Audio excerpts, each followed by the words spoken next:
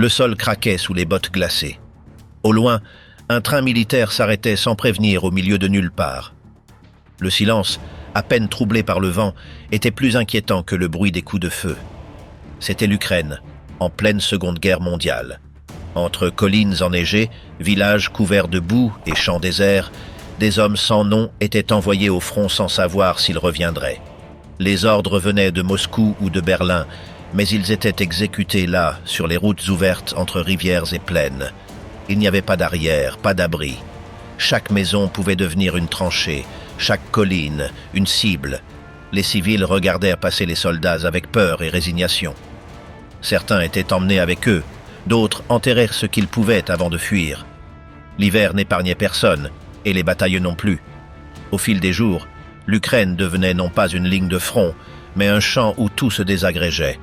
Quelle place cette terre a-t-elle occupée dans la guerre qui a transformé le monde entier ?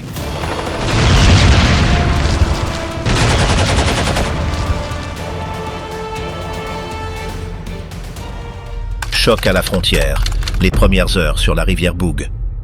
Le 22 juin 1941, à 4 heures du matin, commença l'opération Barbarossa. Les divisions du groupe d'armées sud franchirent la frontière germano-soviétique le long de la rivière Boug.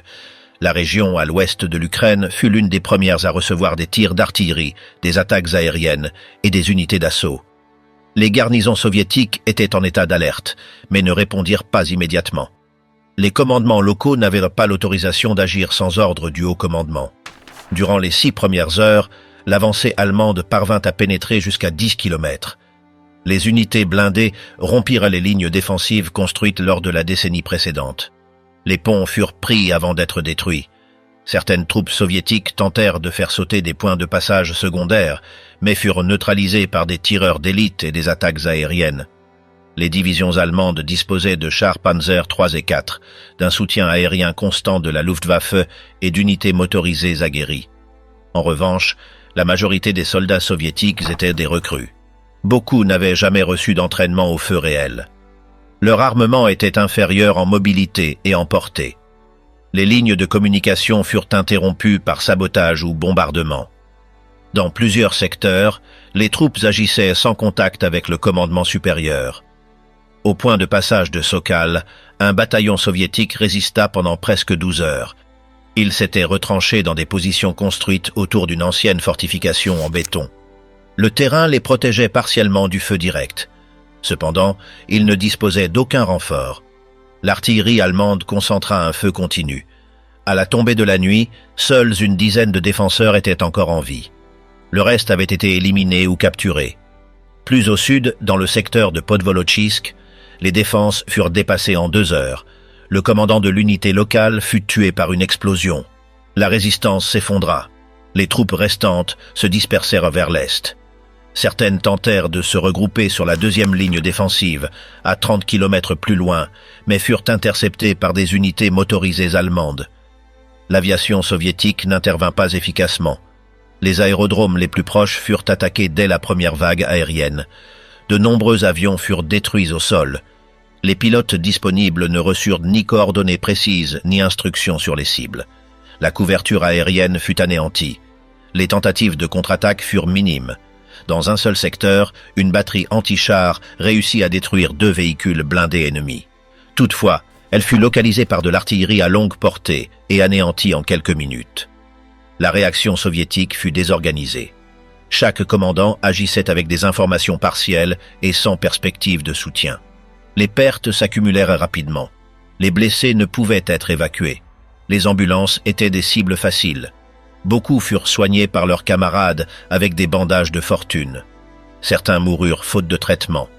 Les unités médicales les plus proches étaient dépassées. Sur le front, les corps s'entassaient, en attente d'enterrement ou de retrait.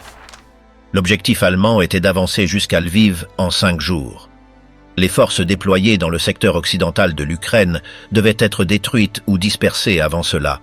Pendant ces premières 24 heures, le front s'effondra à plusieurs endroits. Les rapports de repli se mêlaient à des ordres contradictoires. Les troupes soviétiques commençaient à reculer sans coordination. À l'aube du 23 juin, les unités allemandes avaient franchi le Boug en plusieurs points.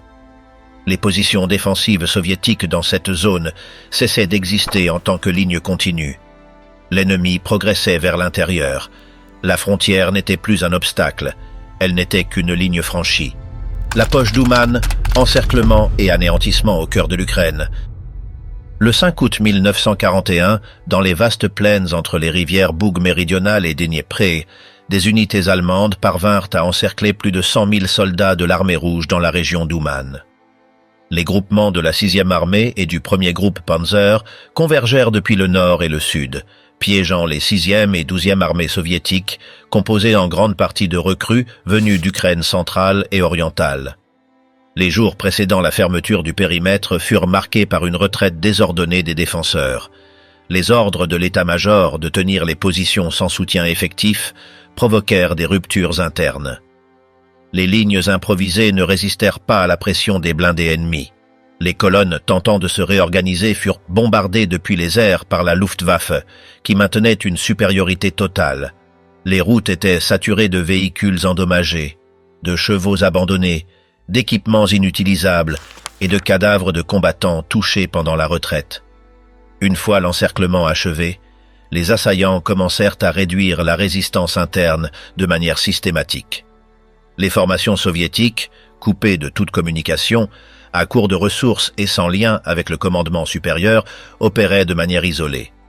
Chaque contingent tentait de tenir sa zone sans connaissance de la situation globale. Les sections d'infanterie étaient mal équipées. Beaucoup de soldats avaient été intégrés depuis quelques semaines à peine, avec une formation minimale et sans expérience. Dans certains cas, on utilisait des fusils Mosin Nagant avec des munitions limitées. Les armes automatiques étaient insuffisantes face à la puissance de feu de l'adversaire. L'ennemi utilisa une combinaison de bombardements constants et d'attaques mobiles. Les positions exposées, sans protection anti-aérienne, étaient vulnérables à l'assaut des chars Panzer. Dans les forêts proches, les embuscades étaient neutralisées à l'aide de lance-flammes ou de projectiles incendiaires. Les champs ouverts devenaient des entonnoirs mortels. Les rafales venant de plusieurs directions rendaient toute retraite coordonnée impossible. La chaleur estivale accentuait la détérioration. Le manque d'eau obligeait à boire dans des flaques insalubres. Les blessures s'infectaient rapidement. Il n'existait aucun hôpital de campagne. Les rares infirmiers disponibles soignaient des dizaines de cas avec des outils rudimentaires et sans fourniture. Les brancards étaient improvisés avec des couvertures, des portes ou des branches. Les blessés étaient transportés à bras ou sur des charrettes. Le 8 août, une tentative massive de percée vers l'est fut lancée. Divers régiments essayèrent d'ouvrir une issue vers le Dnipro. Le terrain marécageux et la réaction rapide des forces allemandes empêchèrent l'avancée. Les groupements de l'armée rouge se dispersèrent sous le feu des mortiers et des mitrailleuses postées sur les collines voisines. Dans le désordre, de nombreux soldats furent isolés ou piégés dans les cours d'eau. Les rapports du haut commandement ennemi enregistrèrent plus de 20 000 morts ou capturés ce jour-là. Des haut-parleurs furent utilisés pour exiger la reddition.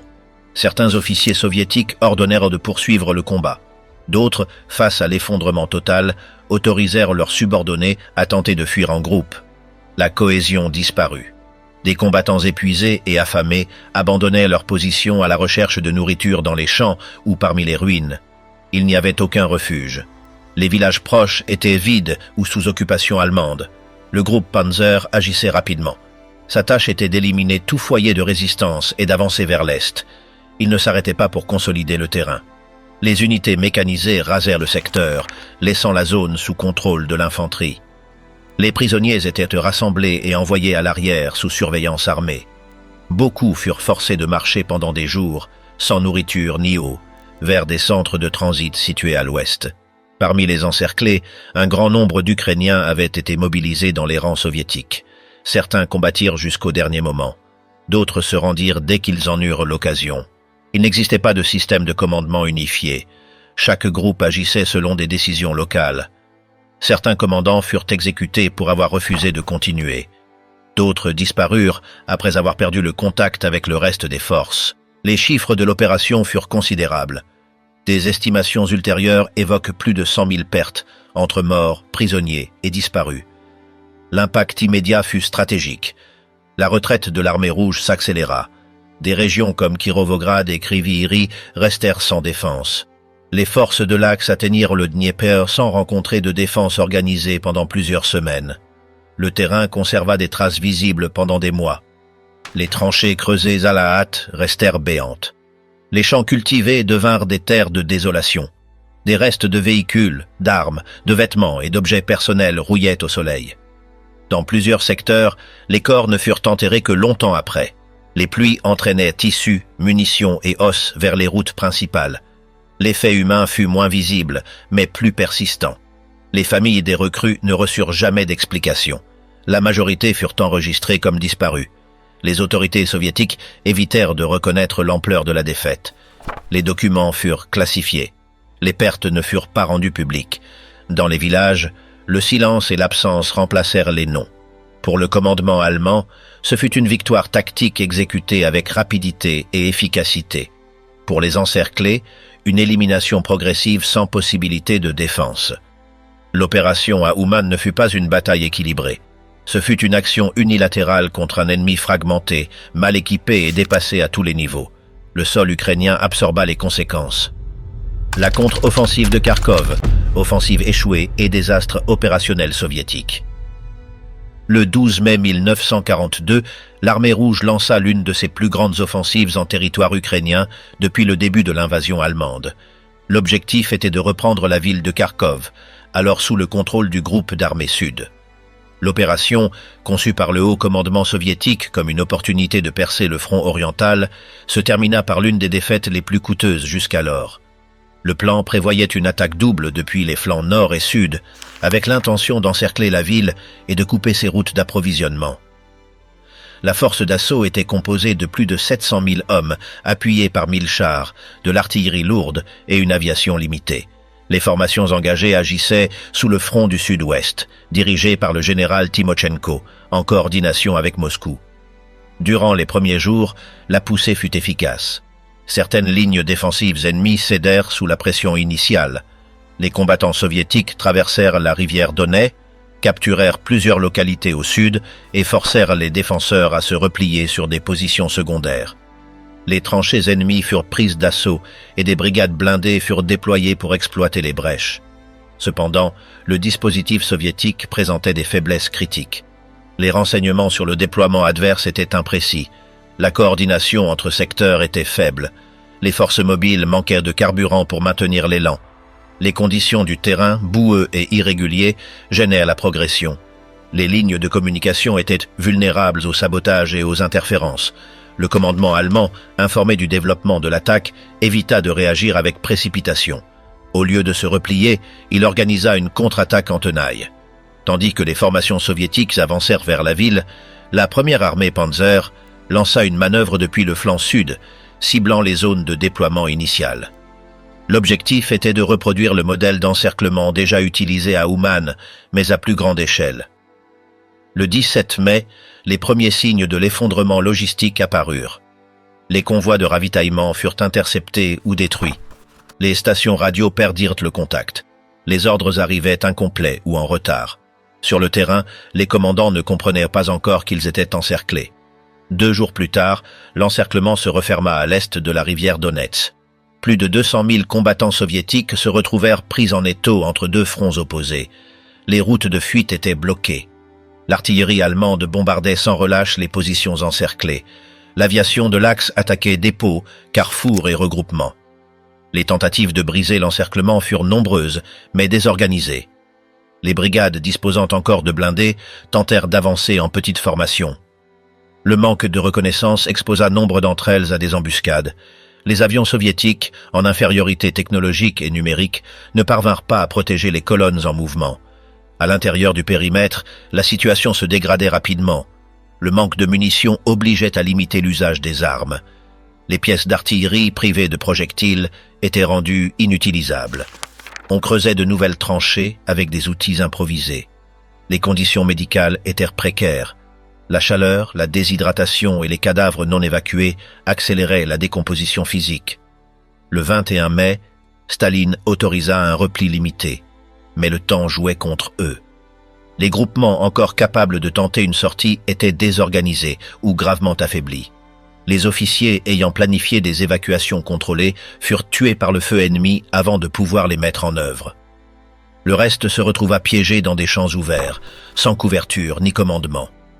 Au cours des 3 jours suivants, l'encerclement se transforma en opération d'extermination. Les forces de l'Axe avançaient par secteur, divisaient les groupements isolés, capturaient les combattants ou éliminèrent les poches de résistance. Les prisonniers étaient rassemblés en masse. Beaucoup furent exécutés. D'autres furent transférés vers des camps sous surveillance armée. La majorité ne revint jamais. Kharkov ne fut pas reprise. L'opération affaiblit de manière irréversible le front du sud-ouest soviétique. Les pertes dépassèrent les 200 000 hommes, morts, blessés ou capturés. Le matériel perdu comprenait des centaines de blindés, des pièces d'artillerie, des camions, des systèmes de communication et des avions hors service.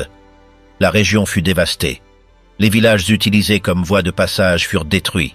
Les routes étaient jonchées de restes de véhicules calcinés, de bidons vides, de munitions non explosées et de corps en décomposition. Les fosses communes furent creusées par les habitants, contraints par la puanteur et la pression de l'ennemi. Le Kremlin ne reconnut pas publiquement le désastre. Les informations furent classifiées. Les communiqués officiels évoquèrent des complications opérationnelles. Les familles des combattants ne reçurent aucun détail. Beaucoup furent déclarés disparus. Il n'y eut ni hommage, ni photo. Seulement le silence comme réponse.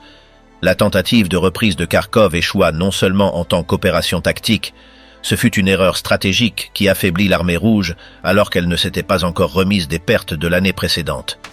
Elle permet à l'ennemi de conserver l'initiative et retarda de futures offensives. Le coup fut, une fois de plus, assumé par les hommes envoyés au front, dont beaucoup d'Ukrainiens sans décision sur leur destin.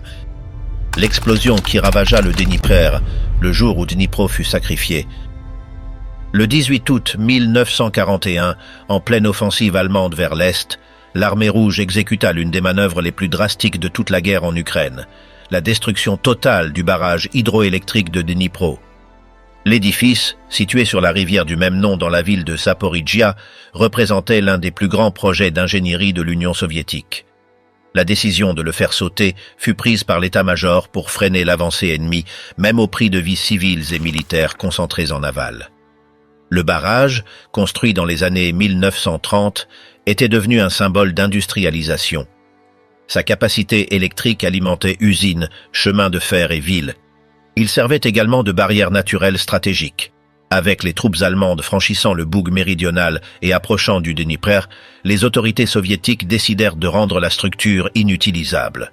L'unité chargée de la démolition faisait partie du NKVD. Les ingénieurs militaires, déjà positionnés sur le site, avaient placé des explosifs à des points clés de la structure des semaines auparavant. Les ordres finaux arrivèrent par radio. Aucune discussion ne fut autorisée. L'opération fut classifiée comme « destruction préventive pour empêcher le passage ennemi ». La détonation se produisit à 2 heures du matin.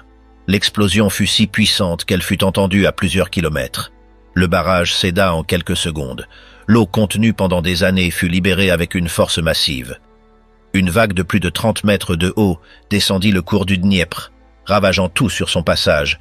Bateaux, quais, ponts, habitations, entrepôts, postes de contrôle et abris. Des milliers de soldats soviétiques se trouvaient sur la rive sud du fleuve, défendant des positions ou en retraite vers l'est. La plupart ne furent pas avertis de l'explosion. Aucune évacuation, aucun avertissement. Les patrouilles surveillant les points de passage à Zaporijia et Nikopol disparurent en quelques minutes. Les tranchées furent recouvertes de boue et de débris. Les colonnes en mouvement furent emportées avec leurs véhicules. La population civile, concentrée dans les villages riverains, fut également touchée. Beaucoup de communautés ne furent pas informées. Certains se réveillèrent au bruit. D'autres n'eurent pas le temps de réagir. Les rues des villages furent submergées en quelques minutes. Les maisons en adobe et en bois furent dissoutes par le courant. Les arbres furent arrachés. Les cadavres flottaient mêlés à des uniformes, des armes et des animaux. Les documents internes de l'armée rouge ne consignèrent pas le nombre exact de victimes. On estime qu'entre 20 000 et 100 000 personnes périrent, civils et combattants confondus. Les archives du NKVD furent scellées. Les conséquences collatérales furent assumées comme faisant partie du sacrifice de guerre. Aucune couverture médiatique ne fut autorisée.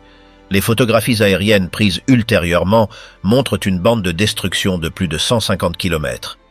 Le commandement allemand, qui avançait rapidement en direction de Dnipro, fut contraint d'interrompre sa progression. Le pont ferroviaire fut détruit par la vague. Les routes d'accès furent recouvertes de boue et de débris métalliques. L'avancée fut ralentie d'au moins une semaine. Toutefois, cette interruption ne suffit pas à stopper l'offensive. Les troupes allemandes utilisèrent des embarcations et des points de passage improvisés pour continuer. Les conséquences tactiques furent limitées, mais l'impact humain fut total. À l'arrière soviétique, on réaffecta des unités ayant perdu la majorité de leurs membres. Certains survivants furent retrouvés à moitié ensevelis dans la boue plusieurs jours plus tard. Les cadavres furent emportés jusqu'aux rives de la mer Noire. Beaucoup ne furent jamais identifiés. Les autorités soviétiques imposèrent le silence. Aucune cérémonie ne fut organisée, aucun nom ne fut publié, aucune condoléance ne fut exprimée. Le barrage fut considéré comme neutralisé avec succès. Toute mention publique du nombre de morts fut interdite. Les ingénieurs responsables furent décorés en privé. Les familles des victimes reçurent des notifications génériques de « décès en service ».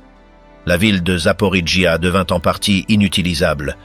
Les lignes électriques s'effondrèrent, les usines s'arrêtèrent, le système ferroviaire fut interrompu. Les hôpitaux se remplirent de blessés avec fractures, coupures et brûlures. L'administration locale fut remplacée par des délégués du parti envoyés depuis Kiev. Leur mission, rétablir l'ordre, non fournir des explications. Sur le terrain, la destruction était visible. Les arbres étaient inclinés dans une même direction. Les structures métalliques se pliaient sous la pression de l'eau. Les dépôts militaires étaient vides. Les vêtements des soldats pendaient aux branches et aux poteaux. L'odeur était insupportable. Les équipes de récupération travaillaient avec des masques en tissu. Il n'y avait pas de cercueil. On creusait des fosses communes pour enterrer les corps. Pendant des semaines, le front se déplaça vers l'est. L'opération ne fut mentionnée que comme une note secondaire dans les rapports de guerre. Dans les villages, le récit circulait oralement. On parlait de « la vague qu'on n'a pas vue venir ». Personne ne savait avec certitude qui avait ordonné l'explosion. Les habitants survivants ne reçurent aucune aide officielle. Ils ne furent pas non plus reconnus comme victimes du conflit. D'un point de vue stratégique, la destruction du Dniepr montra la volonté soviétique de sacrifier infrastructures et vies pour freiner l'ennemi. Ce ne fut pas la dernière fois que cette tactique fut utilisée, mais ce fut l'une des plus dévastatrices sur le sol ukrainien. Le fleuve, qui pendant des siècles avait été un axe commercial et un symbole régional, devint une arme massive de contention. Les débris du barrage mirent des mois à être dégagés. La reconstruction ne débuta que des années plus tard, sans plaques, sans monuments, sans registre public. Les dégâts immédiats ne furent pas seulement physiques, ils furent psychologiques. Les combattants de l'armée rouge comprirent que la retraite ne signifiait pas le salut. Dans le contexte de la guerre totale, aucun lieu n'était hors du champ de bataille. La bataille de Korsun, fuite sous le feu de l'encerclement soviétique.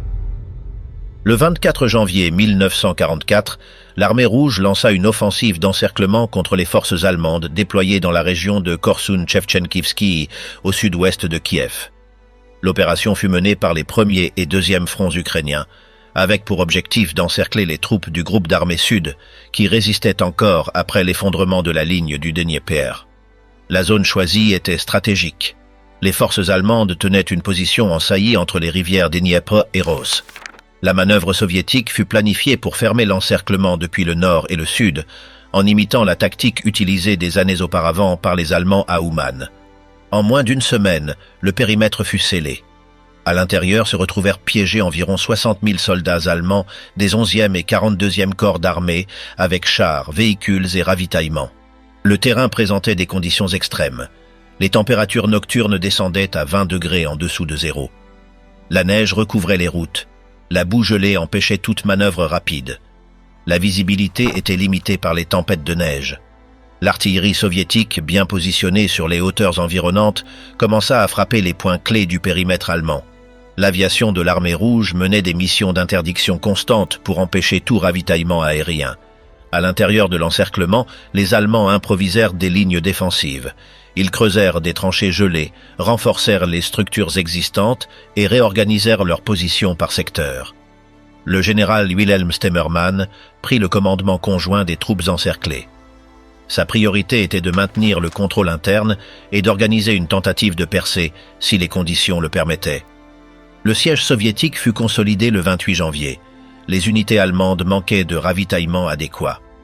Le transport aérien assuré par la Luftwaffe était insuffisant. Beaucoup de parachutes tombaient hors du périmètre. Les colis étaient interceptés par les patrouilles soviétiques. Le carburant commença à être rationné. Les chars devenaient des positions d'artillerie fixes. Les premières tentatives de percée commencèrent le 5 février. De petits groupes de reconnaissance cherchèrent des routes à travers les lignes soviétiques. Les rapports étaient décourageants. La densité des troupes ennemies était élevée. Les chemins étaient minés. L'artillerie répondait rapidement à tout mouvement. Pourtant, la décision fut prise. Il fallait tenter l'évasion. Pendant ce temps, à l'extérieur du siège, le groupe d'armée sud organisait une opération de sauvetage. L'opération Vanda prévoyait une avance coordonnée depuis l'ouest pour ouvrir une brèche dans les lignes soviétiques et permettre la sortie du contingent encerclé. Les troupes allemandes attaquèrent le secteur du village de Lysianka avec blindés et artillerie. Le terrain, détrempé par la fonte des neiges, ralentissait leur progression. Les unités soviétiques résistèrent mètre après mètre. À l'intérieur du périmètre, la situation était critique. Les vivres s'épuisaient. Les chevaux furent abattus. Le bois manquait. Les blessés ne pouvaient pas être évacués. Les hôpitaux improvisés fonctionnaient sans électricité. Les amputations étaient pratiquées sans anesthésie. L'eau provenait de neige sale fondue. Les troupes survivaient sous des couvertures gelées, dormant parmi les cadavres. Le 16 février, Stemmermann ordonna la tentative finale de percée. La colonne centrale avancerait de nuit, traversant la rivière Gnilwaitikich. Aucun véhicule ne serait utilisé. Seul ce que chaque soldat pouvait porter. Les chars et canons seraient détruits pour éviter leur capture. L'ordre était clair, rompre l'encerclement ou mourir. La marche commença dans l'obscurité, sous la neige. Des milliers d'hommes marchèrent en silence, à travers la boue, avec des lampes couvertes et des fusils enveloppés. À l'aube, ils atteignirent les rives de la rivière. Le passage fut désordonné. Le pont improvisé céda sous le poids. Beaucoup tentèrent de nager. Les eaux glacées paralysèrent des centaines. Les radeaux coulèrent. L'aviation soviétique détecta le mouvement. Elle bombarda les zones de traversée. L'artillerie ouvrit le feu depuis les collines. Les colonnes allemandes se dispersèrent. Les cris des blessés se mêlaient aux explosions. Certains tentèrent de revenir en arrière. D'autres poursuivirent à travers champs. Il n'y avait plus de coordination, seulement l'impulsion d'avancer. Dans la confusion, Stemmermann fut atteint par une rafale. Il mourut sur le coup. Son corps fut enterré sous le feu ennemi par ses gardes. La colonne survivante, fragmentée, réussit à percer vers des positions amies après avoir franchi une deuxième ligne de résistance soviétique. Environ 30 000 hommes seulement échappèrent à l'encerclement. Plus de la moitié des encerclés furent tués, portés disparus ou capturés. Le champ de bataille resta couvert de matériel abandonné. Armes brisées, sacs ouverts, documents épars, couvertures brûlées. Les cadavres restèrent exposés plusieurs jours au froid. Certains furent dévorés par des chiens errants. Les villages voisins ne furent réoccupés que plusieurs semaines plus tard. L'odeur se répandait sur des kilomètres. Les troupes soviétiques recueillirent les restes. Elles identifièrent les positions, enterrèrent les corps, classifièrent les prisonniers. La propagande soviétique célébra la victoire. Les journaux affichaient des cartes de l'encerclement, mais aucune image. La dimension humaine de la bataille fut occultée. Les survivants allemands furent dispersés dans des camps. Beaucoup ne survécurent pas à l'hiver. Korsun fut un avertissement pour les commandements allemands. La supériorité aérienne, la mobilité mécanisée et l'avantage numérique soviétique rendaient les positions exposées intenables. La région fut dévastée. Les routes de ravitaillement furent modifiées. Les villages traversés pendant la fuite ne se relevèrent pas avant des années. Les rivières gelées conservèrent des corps non identifiés pendant des semaines. Pour l'armée rouge, cette victoire signifiait le contrôle total du centre de l'Ukraine. La route vers l'ouest était ouverte. La ville d'Ouman fut reprise peu après. Les champs agricoles restèrent improductifs. Les fermes détruites pendant les combats ne furent pas reconstruites immédiatement. Le front se déplaça, mais les traces de l'encerclement restèrent visibles sur chaque arbre brisé, chaque colline creusée, chaque pas figé par le gel. La destruction de l'armée allemande à Ternopil. À la fin du mois de mars 1944, l'armée rouge lança une offensive vers l'ouest de l'Ukraine dans le but d'expulser les forces allemandes du centre administratif de Ternopil. La ville, située stratégiquement sur l'axe reliant Lviv à Kiev, servait de centre logistique et de nœud de communication pour le groupe d'armée Nord-Ukraine. Sa défense fut confiée à une garnison d'environ 4000 soldats allemands, sous le commandement du général von Neindorf. L'attaque soviétique débuta le 24 mars. L'assaut fut mené par des unités du premier front ukrainien, comprenant des divisions d'infanterie, de l'artillerie lourde, des brigades blindées et des régiments de sapeurs. La ville fut rapidement encerclée. La garnison fut isolée en moins de 48 heures. Il n'existait aucune route de ravitaillement. L'aviation soviétique dominait les airs. Il n'y eut aucune possibilité de repli. L'artillerie ouvrit un feu continu depuis les collines à l'est de la ville. Les positions défensives allemandes furent à la cible de projectiles de 122 et 152 mm. Les maisons en briques s'effondraient. Les rues étaient bloquées par les décombres. Les communications radio furent interrompues dans plusieurs secteurs. Les abris souterrains, construits avant l'offensive, commencèrent à s'inonder à cause des canalisations rompues. Le commandant allemand ordonna de diviser la ville en zones de résistance. Chaque secteur devait agir de manière autonome. Les bâtiments furent renforcés avec des sacs de sable et des plaques métalliques. Les fenêtres furent transformées en postes de tir. Les soldats creusèrent des tunnels entre les sous-sols. Des véhicules détruits furent utilisés comme barricades. L'hôpital de campagne fut installé dans une ancienne église. La population civile avait été évacuée des semaines auparavant. Ternopil devint une forteresse sans habitants. Seuls restaient les soldats allemands et les combattants soviétiques avançant de toutes parts. Les colonnes d'assaut soviétiques utilisaient des lance-flammes, des charges explosives et des mortiers légers. Chaque bâtiment conquis devenait un nouveau point de tir. Chaque mètre gagné coûtait des vies. Durant les 5 premiers jours, les Allemands parvinrent à repousser plusieurs tentatives d'assaut frontal. La qualité des positions, la discipline tactique et l'expérience du combat urbain permirent de contenir l'avance. Cependant, l'usure était constante. Les munitions diminuaient, les pertes augmentaient, le moral commençait à s'effondrer. Le 30 mars, l'armée rouge intensifia le siège. Les dépôts de munitions furent détruits par des attaques aériennes ciblées.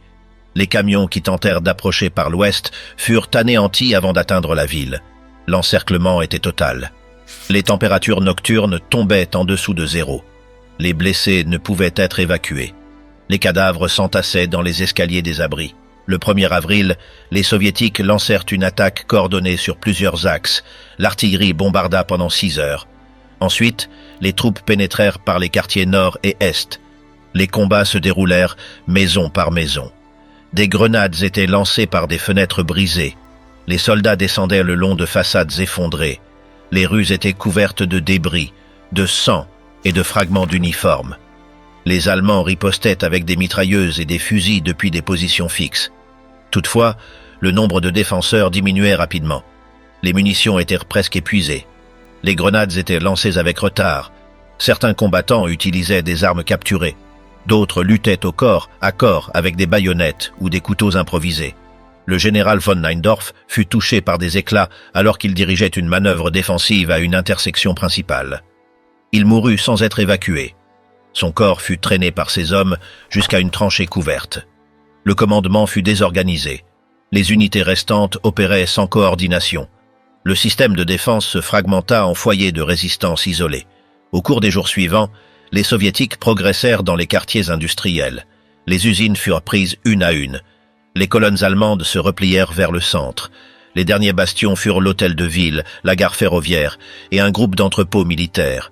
Ces structures furent encerclées, assaillies, incendiées ou démolies. Le 5 avril, la résistance cessa. Il n'y eut pas de reddition formelle. La majorité des soldats étaient mortes. Certains se suicidèrent avant d'être capturés. D'autres furent abattus en tentant de fuir par les souterrains. Moins de 50 prisonniers furent comptabilisés. Le reste fut déclaré mort au combat. Aucune unité ne survécut en tant que formation organisée. Les Soviétiques prirent le contrôle complet de la ville. Ils ne trouvèrent aucun civil, seulement des ruines. La fumée couvrait le ciel. Les arbres étaient calcinés. Les rues étaient impraticables. Les corps furent ramassés par des prisonniers de guerre sous surveillance armée. Des fosses communes furent creusées en périphérie. Aucune identification ne fut faite. Les bâtiments historiques furent détruits. Le réseau électrique était hors service. Les voies ferroviaires étaient recoupées. Ternopil cessa d'exister en tant que ville fonctionnelle pendant des semaines. Les troupes soviétiques se réorganisèrent, nettoyèrent le terrain et déplacèrent leurs unités vers l'ouest. Les rapports de victoire soulignèrent l'élimination totale de la résistance ennemie. Le coup ne fut pas mentionné. Les pertes soviétiques furent élevées, mais non divulguées. La destruction de la garnison allemande à Ternopil marqua la fin du contrôle allemand sur le centre-ouest de l'Ukraine. La route vers Lviv fut ouverte.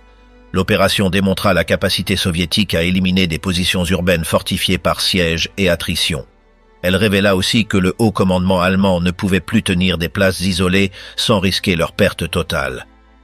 Le combat à Ternopil fut une bataille sans négociation, sans pause, sans évacuation. Les soldats combattirent jusqu'à la mort, sans soutien, sans possibilité de repli. Le sol urbain absorba chaque explosion, chaque tir, chaque ordre désespéré. Lorsque le front se déplaça, il ne resta que le silence parmi les ruines. Guérilla ukrainienne, embuscade de l'UPA contre les convois soviétiques. À la mi-1944, alors que l'armée rouge reprenait le contrôle de l'ouest de l'Ukraine, des attaques systématiques commencèrent à viser ses colonnes logistiques, ses détachements avancés et ses points de communication. Les responsables n'étaient pas des éléments allemands restants, mais des formations armées de l'armée insurrectionnelle ukrainienne, UPA, opérant dans les forêts, les montagnes et les zones rurales de Volhynie, de Galicie et des Carpates. Contrairement aux unités conventionnelles, cette organisation ne combattait pas sur des fronts ouverts. Elle n'occupait pas de villes, ni ne défendait de positions fixes. Sa stratégie reposait sur la mobilité, la connaissance du terrain et l'usage de petites cellules décentralisées. Les embuscades constituaient le cœur de son action militaire. Ses cibles n'étaient pas uniquement des soldats ennemis, mais aussi des trains de marchandises, des dépôts, des lignes téléphoniques, des routes et des liaisons ferroviaires. Les convois soviétiques traversant des forêts denses ou des cols montagneux étaient des cibles fréquentes. Les insurgés minèrent les routes pendant la nuit, retiraient les panneaux et attendaient à couvert. Quand le premier camion était atteint par une explosion, les tireurs embusqués ouvraient le feu depuis plusieurs angles. La confusion empêchait toute réponse coordonnée. Le feu se concentrait sur les conducteurs, les officiers et les radios. Une fois l'attaque menée, le groupe se retirait en quelques minutes. Il laissait derrière lui des véhicules incendiés, des corps dispersés et effaçait ses traces. Les soldats survivants ne savaient ni combien d'assaillants les avaient attaqués, ni d'où ils venaient. Les unités de l'armée rouge, chargées de la sécurité des routes, n'avaient pas d'expérience dans la guerre de guérilla. Leur tactique était inefficace dans des zones sans visibilité, où les cartes étaient imprécises et les montres avançaient de quelques secondes. Dans la région de Rivne, l'un des assauts les plus meurtriers eut lieu en août.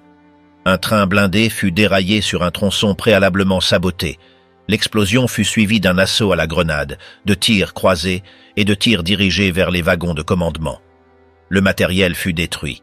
Les blessés ne purent être évacués. Les partisans se replièrent avant l'arrivée des renforts. Le commandement soviétique répondit par des opérations de nettoyage.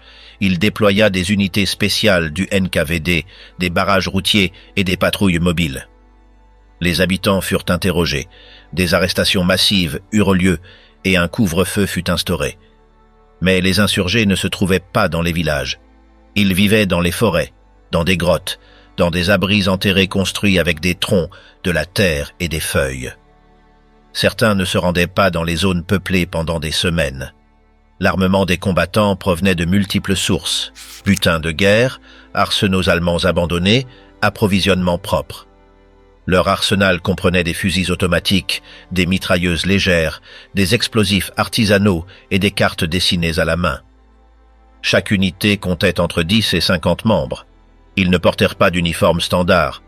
Beaucoup de combattants étaient des paysans qui alternaient entre le travail agricole et l'action armée. L'impact sur la logistique soviétique fut significatif. Plusieurs bataillons entiers furent détournés des opérations de front pour protéger les convois. De nouveaux protocoles de patrouille furent instaurés. Les trains cessèrent de circuler la nuit. Les communications furent renforcées, mais restaient vulnérables. Les lignes étaient coupées, les poteaux abattus, les stations attaquées par surprise. Le réseau insurgé comprenait des commandements territoriaux, des unités de sabotage, du renseignement local et des réseaux de soutien. Les médecins étaient improvisés. Les fournitures arrivaient par l'intermédiaire de sympathisants. La connaissance du terrain permettait de se déplacer sans être détecté. Ils utilisaient des codes, des signaux sonores et visuels. Ils ne combattaient pas pour un territoire, mais pour la survie. À la fin de l'automne, les Soviétiques organisèrent de vastes opérations de contre-insurrection. Ils ratissèrent les forêts avec des colonnes armées, utilisèrent des chiens pisteurs et bombardèrent des zones entières. Certains refuges furent découverts et détruits. Les affrontements furent sanglants. Il n'y avait pas de prisonniers. Les membres de la résistance combattaient jusqu'au bout ou se dispersaient. Les pertes augmentèrent des deux côtés. Les routes entre Lviv et Ternopil étaient les plus attaquées. Les rapports de l'armée rouge mentionnaient plus de 300 attaques en 3 mois. Les chiffres étaient incomplets. De nombreux événements ne furent pas rapportés. Le commandement soviétique craignait l'effet moral dans ses propres rangs. Le conflit était irrégulier, asymétrique, continu. Il ne suivait pas les cycles du front principal. Dans les zones urbaines, les combats avaient cessé. Dans les forêts, ils ne faisaient que commencer. L'hiver ne stoppa pas les actions. Les traces dans la neige disparaissèrent vite. Les rafales se perdaient entre les branches. Les villages savaient, mais ne parlaient pas. Dans certains secteurs, les civils étaient pris entre deux feux. S'ils aidèrent les nationalistes armés, ils étaient accusés de trahison. S'ils coopéraient avec les soviétiques, ils étaient marqués comme informateurs. Les représailles étaient immédiates. Les maisons soupçonnées étaient incendiées. Les récoltes réquisitionnées. La peur était permanente. L'organisation insurgée ne cherchait pas la victoire totale. Son objectif était de survivre, d'interférer, de résister. Chaque convoi détruit, chaque ligne coupée était un message. L'ouest de l'Ukraine n'était pas pacifié. Ce n'était pas un territoire consolidé. C'était un champ ouvert, disputé, sans frontières visibles. La lutte de cette guérilla se poursuivit même après la chute de Berlin. En 1945 et 46, des embuscades, incursions et sabotages étaient encore signalés. Les combattants se cachèrent pendant des années. Certains moururent sans laisser de nom. D'autres furent capturés, jugés ou portés disparus. Il n'y eut pas de reddition générale. Seulement une usure progressive. L'insurrection ne conquit pas de ville, mais elle modifia le paysage. Elle changea les routes, détourna les ressources, força à redessiner les priorités militaires. Dans les archives soviétiques, le conflit fut classé comme activité de bandits. Sur le terrain, c'était la guerre. Une guerre sans ligne fixe, sans frontières tracées, sans trêve. Combat dans les hauteurs, affrontement dans les Carpates contre l'avancée soviétique. En octobre 1944, les unités du 4e front ukrainien avancèrent vers le sud-ouest du pays avec pour mission de traverser les monts Carpates et d'ouvrir un corridor vers la Slovaquie. L'objectif immédiat était de percer la ligne défensive allemande, connue sous le nom de passage des Carpates orientales, fortifiée par la Wehrmacht pour contenir l'élan soviétique avant l'hiver. Le terrain offrait une résistance naturelle. Les cols montagneux étaient étroits, avec des pentes abruptes, des chemins boueux dus aux pluies d'automne et des altitudes qui compliquaient le transport de l'artillerie lourde. Les routes praticables étaient rares et minées. Les arbres commençaient à perdre leur feuillage, réduisant la couverture naturelle pour les déplacements furtifs. La visibilité était restreinte par le brouillard dense qui s'accumulait dans les vallées à l'aube. Les troupes allemandes déployées appartenaient principalement à des divisions de montagne. Elles disposaient d'une expérience du combat en altitude, de positions surélevées, renforcées par des bunkers en bois et en pierre, de points d'observation bien situés et de champs de tir prédéfinis. Elles utilisaient des mortiers légers, des mitrailleuses montées et des tirs croisés depuis les hauteurs pour freiner les assauts soviétiques. L'offensive soviétique débuta le 6 octobre. L'infanterie, divisée en pelotons, progressait par route parallèle. Des mules étaient utilisées pour transporter les projectiles et les munitions. Le franchissement de la première chaîne montagneuse fut lent. Chaque crête conquise devait être sécurisée avant de continuer. Le feu ennemi provenait de positions invisibles parmi les pins. Les tirs résonnaient entre les parois rocheuses, rendant difficile la localisation précise. Les sapeurs soviétiques ouvraient les chemins sous le feu. Certains tronçons furent dynamités par les défenseurs, forçant les assaillants à improviser de nouveaux sentiers. Les unités d'avant-garde faisaient face à des explosifs camouflés, des pièges et des tirs de précision.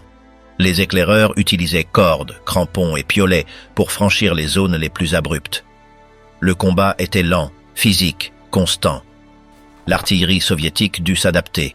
Des pièces légères, transportées en plusieurs parties, furent utilisées. Les batteries étaient installées dans des clairières de montagne et camouflées à l'aide de filets recouverts de branchages. Les observateurs transmettaient les coordonnées depuis les hauteurs. Le tir était corrigé en temps réel, bien que le brouillard et l'altitude altérassent les calculs de trajectoire. Les Allemands répliquaient par des tirs concentrés, ciblant les itinéraires d'ascension connus. Les combats se déroulaient à plus de 1000 mètres d'altitude. Le froid était constant. Le vent frappait les abris improvisés. Les soldats dormaient dans des failles rocheuses, dans des tentes mouillées ou sans abri. L'humidité pénétrait les bottes. Les mains perdaient toute sensibilité. Les armes se bloquaient à cause du gel. Les couvertures étaient partagées entre plusieurs hommes. Les positions allemandes étaient solides. Sur plusieurs sommets, les soviétiques mirent plus de 3 jours à les dépasser. Les assauts se faisaient à la grenade, au fusil ou au corps à corps. Les pertes étaient élevées. Aucune évacuation rapide n'était possible. Les blessés étaient soignés dans des grottes, sans lumière ni anesthésie. Les vivres arrivaient difficilement. Même la viande en conserve gelait dans les boîtes. Lors de la 2e semaine, l'armée rouge réussit à s'emparer de plusieurs passages clés, notamment celui d'Oujok. De là, une avancée coordonnée fut lancée vers les vallées slovaques. Les troupes allemandes commencèrent à se replier par secteur. Toutefois, elles laissèrent des groupes de combat embusqués en altitude pour harceler l'arrière-garde ennemie. Des tireurs d'élite restaient embusqués pendant des jours. Les communications étaient intermittentes. Les radios ne fonctionnaient qu'à certaines altitudes. Les messages étaient transmis par des estafettes.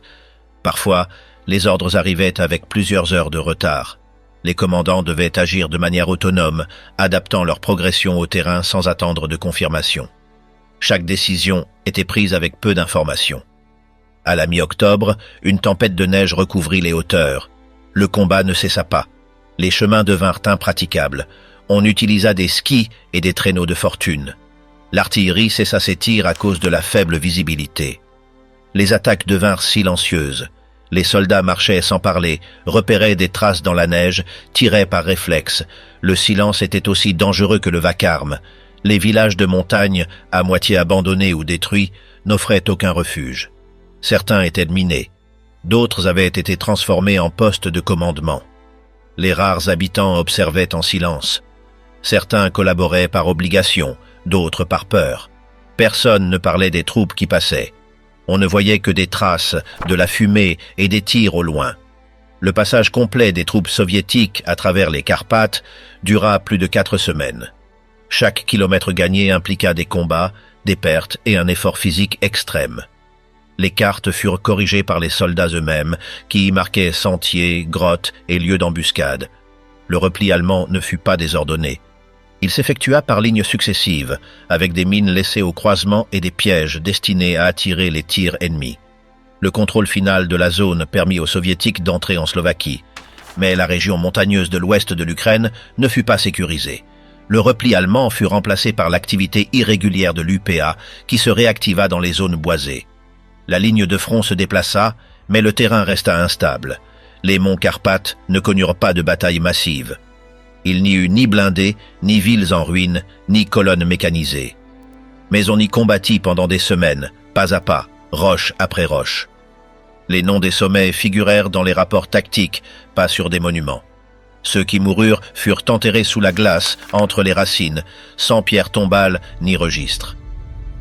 Retraite sous la neige, effondrement allemand lors de l'offensive du Dnieper.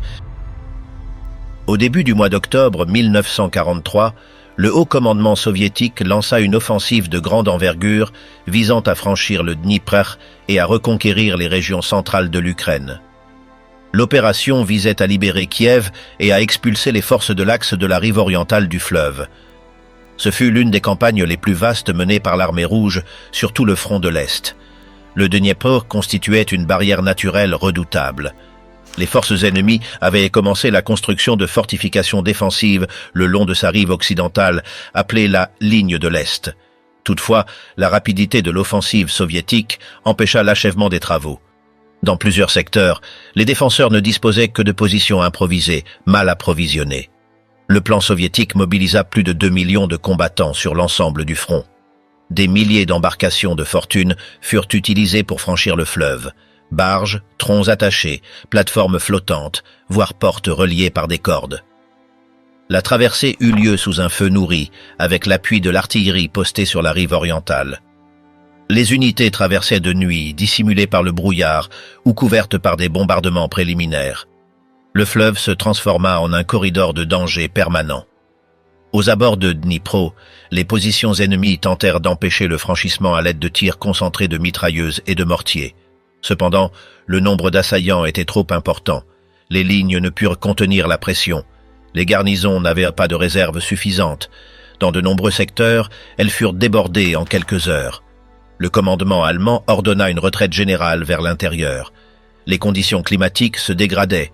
Des pluies intenses transformèrent les routes en boue épaisse. Les véhicules lourds restaient embourbés. Les chevaux s'effondraient. Les colonnes progressaient lentement, sans repos, sous un feu constant. Il n'y avait pas assez de temps pour établir de nouvelles positions défensives. L'aviation du Reich était dépassée. Les escadrilles soviétiques dominèrent le ciel. Elles attaquèrent les carrefours, les trains, les routes d'approvisionnement et les colonnes en retraite. Les unités de l'Axe étaient exposées. Plusieurs groupes ne purent se regrouper et furent anéantis sur le terrain. Les communications se détérioraient. Les messages étaient interceptés. Les ordres arrivaient trop tard ou se perdaient. Les commandements locaux prenèrent des décisions sans connaître la situation générale. Dans de nombreux secteurs, les combattants reculaient sans savoir que leurs unités voisines avaient déjà abandonné la position. La désorganisation s'amplifiait. Dans la région de Tcherkassy, la situation fut particulièrement critique. Les défenses s'effondrèrent après 5 jours de combat. Les voies de communication furent détruites. L'ennemi était déjà en arrière des lignes, alors que certains groupes croyaient encore combattre en première ligne. Les formations se déplaçaient sans direction claire, cherchant à éviter l'encerclement. Le terrain, couvert de boue et de débris, ralentissait la progression. La confusion était constante. Le matériel militaire fut abandonné ou détruit. Les chars à court de carburant furent sabotés, les canons rendus inutilisables, les munitions incendiées pour éviter leur capture, les voies ferrées coupées, les ponts démolis. Tout ce qui ne pouvait être emporté était éliminé. Les unités épuisées continuèrent d'avancer. Elles dormaient au bord des routes, mangeaient du pain glacé, buvaient dans des flaques ou de l'eau de pluie. Les blessés étaient transportés sur des brancards de fortune ou laissés à leur sort. Les services sanitaires étaient débordés. Les soins étaient dispensés en rase campagne, sans protection, avec des moyens rudimentaires. Dans les dernières semaines d'octobre, la neige commença à tomber. La boue gela. Les routes disparurent sous une couche blanche. Les rafales glacées tailladèrent la peau. Pour se réchauffer, les soldats brûlaient des restes de vêtements, du bois humide, même des bâches de transport. Les pièces d'artillerie étaient abandonnées à cause du gel des mécanismes. La seule priorité était de continuer à avancer. Pendant ce temps, l'armée rouge consolidait ses positions après le franchissement. Des têtes de pont furent établies et les bataillons réorganisés pour avancer vers Kiev. Les localités libérées étaient en ruine, les rues vides. Dans de nombreux villages, il ne restait aucun survivant. Les infrastructures étaient dévastées, les gares démolies, les écoles effondrées. L'offensive du Dniepr marqua une transition décisive. Dès lors, l'initiative passa aux soviétiques. Les forces ennemies, affaiblies et en repli constant, ne parvinrent plus à établir de lignes stables sur le sol ukrainien. Les tentatives de ralentir l'avancée furent locales et sans succès durable. Pour ceux qui étaient en première ligne, la retraite ne fut pas une manœuvre stratégique. Ce fut une lutte pour survivre. Ils marchaient des jours durant, le visage brûlé par le vent, sans savoir s'ils atteindraient l'arrière.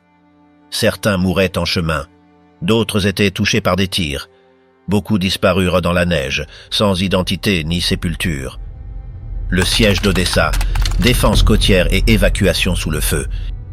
Le 5 août 1941, les troupes de l'Axe, menées par des unités roumaines sous le commandement du maréchal Ion Antonescu et appuyées par la Wehrmacht, entamèrent l'encerclement terrestre de la ville portuaire d'Odessa, au sud de l'Ukraine. La ville constituait l'une des principales bases de la flotte de la mer Noire et un centre logistique essentiel à la défense soviétique du sud-ouest. L'offensive marqua le début d'un siège qui allait durer 73 jours, devenant l'une des premières grandes défenses urbaines sur le front de l'Est. La garnison soviétique, organisée sous le commandement de la défense d'Odessa, comptait environ 80 000 soldats, principalement des troupes de marine, des unités de l'armée rouge et des milices ouvrières. La défense fut structurée en lignes concentriques autour de la ville, utilisant tranchées, nids de mitrailleuses, positions anti-chars, mines et obstacles improvisés. Les préparatifs avaient commencé des semaines plus tôt, mais restaient insuffisants face à l'ampleur de l'attaque. Les troupes roumaines, renforcées par des unités allemandes, avancèrent depuis le nord-ouest. Dès les premiers jours, elles capturèrent plusieurs villages périphériques et coupèrent partiellement les voies ferrées vers l'intérieur. L'artillerie ennemie commença à bombarder les positions défensives. La ville fut soumise à un feu continu. Les quartiers extérieurs furent évacués. Les industries stratégiques sabotées pour éviter leur capture. L'armée rouge répondit par une défense en profondeur. Les unités de la flotte de la mer Noire bombardèrent depuis la mer les positions ennemies. L'aviation soviétique, bien que limitée, attaqua les colonnes de ravitaillement et les batteries d'artillerie. Les troupes défensives utilisaient des tranchées doubles, des tunnels souterrains et des positions rotatives pour échapper à la pression constante. La défense comprenait des femmes, des adolescents et des ouvriers volontaires armés de fusils et de grenades. Les assauts frontaux de l'ennemi furent coûteux. La résistance urbaine ralentit leur progression. Les maisons étaient défendues étage par étage. Les cours devinrent des champs de tir. Les fenêtres étaient murées et transformées en postes de tir. Les égouts servaient de voies de déplacement aux défenseurs. Les soldats soviétiques se déplaçaient par les toits, les caves et les passages étroits. Tout au long du mois d'août, la ville subit des attaques depuis 3 directions. La ligne défensive se resserrait. L'approvisionnement en eau fut coupé. L'électricité tombait en panne. Les hôpitaux fonctionnaient sous les bombes. Les communications se faisaient par messagers. Les avions ennemis larguaient des tracts ordonnant la reddition. La réponse fut une intensification de la résistance. Le commandement soviétique commença à envisager une évacuation possible. La ville était partiellement encerclée, mais la mer restait accessible. La flotte de la mer Noire assurait encore une voie de repli. Des points d'embarquement furent établis et des plans de retraite organisés, gardés secrets pour préserver le moral. Fin septembre, la situation était devenue intenable. L'ennemi avait percé les lignes extérieures et combattait dans les faubourgs. Les munitions se faisaient rares, les réserves de nourriture étaient presque épuisées, les unités étaient décimées. Nombre de combattants n'avaient pas dormi plus de 2 heures par jour depuis des semaines. Les corps s'accumulaient dans les rues, les maisons brûlaient. La population civile se cachait dans les caves ou s'engageait comme soutien logistique. Le 1er octobre, l'évacuation commença. Par étapes, les unités se replièrent vers le port. L'opération fut menée de nuit sous la couverture de l'artillerie navale. Des milliers de soldats furent embarqués à bord de navires militaires, de destroyers et de transports. Chaque bateau partait chargé au maximum. Aucune place pour les effets personnels. Seules les armes et les munitions étaient autorisées. L'ennemi détecta le retrait et accéléra son avancée. Le feu sur le port s'intensifia. Plusieurs embarcations furent touchées. Certains soldats périrent avant d'embarquer. D'autres restèrent coincés à terre, sans possibilité de fuir. En tout, plus de 80 000 personnes furent évacuées en 5 jours, incluant des unités entières, du personnel médical et des archives militaires. La ville fut occupée le 16 octobre. Les positions défensives étaient vides, les rues jonchées de décombres. La fumée couvrait le ciel. Il n'y eut pas de cérémonie de reddition. Seulement silence et ruines. L'ennemi prit le contrôle sans combats finaux. Les vestiges de la défense furent étudiés, sans comprendre comment elle avait tenu si longtemps avec si peu de ressources. Le siège d'Odessa fut une victoire tactique pour les forces de l'Axe, mais aussi une démonstration de résistance organisée de l'armée rouge. L'évacuation sous le feu se transforma en l'une des opérations navales les plus réussies du front de l'Est. La ville fut détruite, mais le noyau de ses défenseurs survécut pour combattre ailleurs. Les chiffres finaux parlent de plus de 20 000 morts, des dizaines de milliers de blessés et une ville côtière entièrement ravagée. La défense côtière, menée sans supériorité numérique ni aérienne, retarda de plusieurs mois l'avancée ennemie dans le sud de l'Ukraine. Le terrain fut perdu, mais non sans combat. Les ruines d'Odessa restèrent le témoignage du siège, du feu et de la retraite. Lorsque la guerre prit fin, les cartes changèrent, mais les traces sur la terre et dans la mémoire restèrent intactes. L'Ukraine, traversée par les fronts, les occupations et les représailles, ne connut aucun répit durant tout le conflit. Elle fut utilisée comme couloir stratégique, comme zone d'affrontement et comme arrière-front imposé. Des millions de personnes vécurent sous des ordres venus d'ailleurs, entre évacuations, combats, sièges et représailles. Les décisions n'étaient jamais prises sur place, mais les conséquences tombaient toujours sur sa population. Ceux qui ne moururent pas dans le feu périrent dans le silence d'après, sans explication ni reconnaissance. Les champs de bataille redevinrent des terres agricoles, mais les corps enterrés sans nom n'avaient pas changé d'endroit. Contrairement à d'autres pays, l'Ukraine vécut la guerre sans pause, du premier jour au dernier, avec des fronts qui traversaient villages, forêts, montagnes et villes. Le destin qu'elle affronta ne fut pas seulement celui d'un pays envahi, mais celui d'une terre divisée, utilisée et sacrifiée au cœur d'une guerre qu'elle n'avait pas choisie.